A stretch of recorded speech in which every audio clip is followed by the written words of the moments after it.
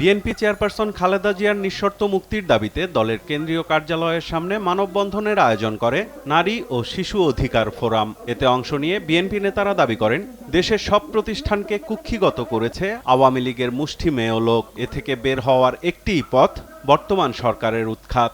আগামী 29 তারিখে বিএনপি যে কর্মসূচি গ্রহণ করেছে, নতুন আন্দোলন, নতুন কৌশল গ্রহণ করে রাজপথকে প্রকম্পিত করাই আমাদের এখন দায়িত্ব। পতন কথাটাও ঠিক না, এদেরকে উৎখাত যদি না করি তাহলে এদেশের জনগণের সুখ শান্তি কোনোদিন আসবে না। স্থায়ী কমিটির সদস্যরা বলেন, দেশের স্বাধীনতা সার্বভৌমত্বের প্রশ্নে বর্তমান সরকারকে ছাড় দেওয়ার সুযোগ নেই। যে ফ্যাসিস্ট সরকার বাংলাদেশকে আজকে অন্য দেশের দাসে পরিণত করতে চলেছে, সেই সরকারের পতন ঘটিয়ে আমার দেশের দিকে আগে মুক্ত করতে হবে।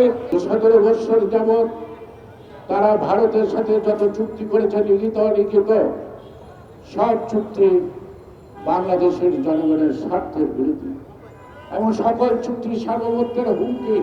স্বাধীনতার সার্বভৌমত্বের প্রশ্নে আজকে এই সরকারকে ছাড় দেওয়ার আর কোনো সুযোগ নাই। মহাসচিব বলেন, খালেদা জিয়া সহ জাতীয়তাবাদী শক্তিকে রাজনীতি থেকে দূরে রাখতে চায় ক্ষমতাসীনরা।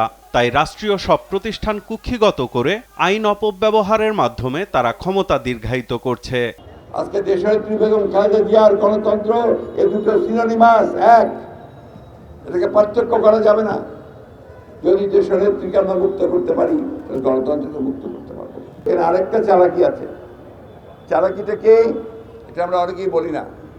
6 মাস করে সাজা স্থগিত করছে, তার মানে সাজা কিন্তু কমছে না।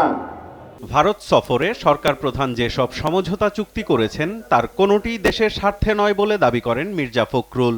দেশকে পুরোপুরিভাবে ভারতের কাছে একেবারে জিম্মি করে দিয়েছে, বাংলাদেশের অস্তিত্ব বিপন্ন হয়ে পড়েছে। আপনারা দেখেছেন যে সমস্ত চুক্তি করা হচ্ছে, সমঝোতা করা হচ্ছে, এটা পুরোটাই বাংলাদেশের পক্ষে নয়। আমি শুধু একটা কথাই বলতে চাই, দেশের সঙ্গে এই বিদ্রোহ করবেন না, বেইমানি করবেন না। দ্রব্যমূল্যের ঊর্ধ্বগতি, দুর্নীতি, অর্থ পাচার সহ সরকারের অন্যায় অনাচারের বিরুদ্ধে বিএনপি আন্দোলন করছে জানিয়ে সবাইকে তাতে শরিক হওয়ার আহ্বানও জানান বিএনপি মহাসচিব। সাইফুল রিপন, দেশ টিভি, ঢাকা।